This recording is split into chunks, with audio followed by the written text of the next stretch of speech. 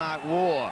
And Ganguly's quite right to ask, but I guess once the umpire's made a decision, Tendulkar, Ganguly, they're all saying, hey, and Mark Waugh's getting involved in the conversation. If I were Mark Waugh, I'd be walking well away from this conversation because he can only lose. If they call for the third umpire, I would suggest that Mark Waugh is in trouble. Now, the umpires are going to confer whether they can actually call for the replay green.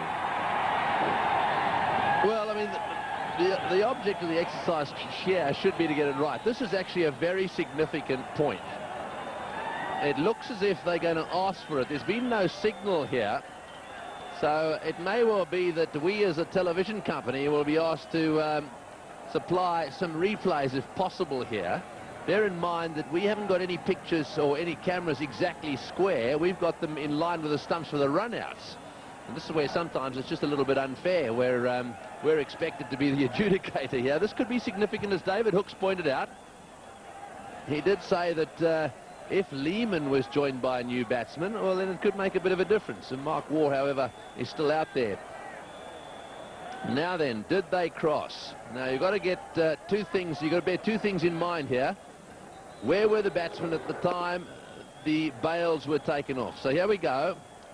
Waugh says no. Waugh, oh, he does go past him. He does go past him.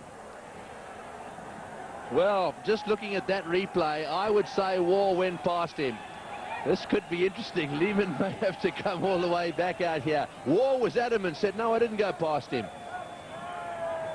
So, well, the Indians come into play there, and they say, I want a replay. That's the Indian captain. Now, this is from sideways on. This will tell us the story. Here goes Lehmann. The question is, what happens? We see the bails. The bails go off. There's no batsman in play there. There's no doubt someone's out. Well, let's have a look if this angle gives us anything. Your view, David? Oh, look, Mark Waugh, from the naked eye, he went past.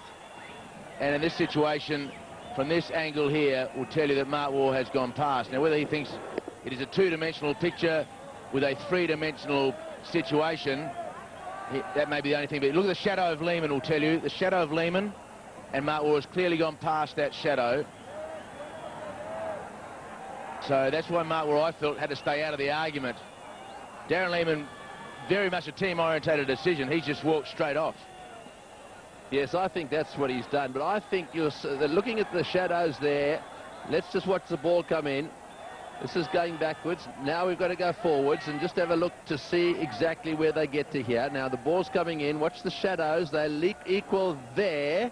And do they go on? A little bit further on. The ball's coming in. Mark Waugh now into a position where his legs come together. There's no doubt in my mind that Mark Waugh is the man out there looking at it at that angle. Very close, mind you. Well, pretty tough for the third umpire to make it definitive. With the angle of parallax law, I guess he had to make that decision, but it looked as though he'd gone past. And, well, Darren Lehmann has done the absolute right thing. He just scooted off the ground.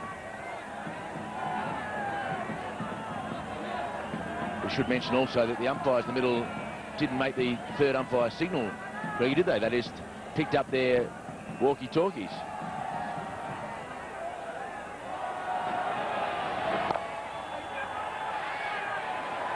Well, I mean, sure, they didn't make the signal, but they did ask the third umpire. There's no doubt about that.